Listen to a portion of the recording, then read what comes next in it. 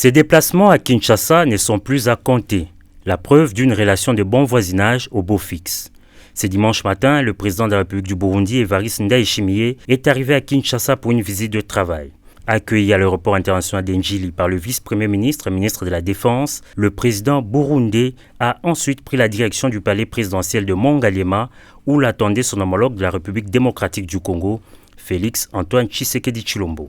Accolade, chaude poignée de main, les deux chefs d'État se sont retirés pour une rencontre en tête-à-tête de plusieurs heures. Ces voyages du président de la République du Burundi et président en exercice du mécanisme régional de suivi de l'accord pour la paix, la sécurité et la coopération pour la RDC et la région s'inscrit dans le cadre de consultations avec son homologue Félix Tshisekedi en prélude au 12e sommet du mécanisme régional de suivi de l'accord prévu ce 28 mai 2025 à Kampala en République d'Ouganda, sommet durant lequel Evariste Ndayishimiye passera le règne de la présidence du dit mécanisme, indique un communiqué de la présidence du Burundi. 12 ans après sa mise en place, le mécanisme national de suivi de l'accord cadre a fait l'objet d'une évaluation par les deux chefs d'État avant une autre évaluation collective des chefs d'État au sommet de Kampala. Signé en 2013, cet accord visait à promouvoir la paix, la sécurité et la coopération en RDC et dans la région des Grands Lacs en mettant l'accent sur la résolution des conflits armés et la protection des droits humains. Au sortir de cette entrevue, aucune déclaration officielle n'a été faite.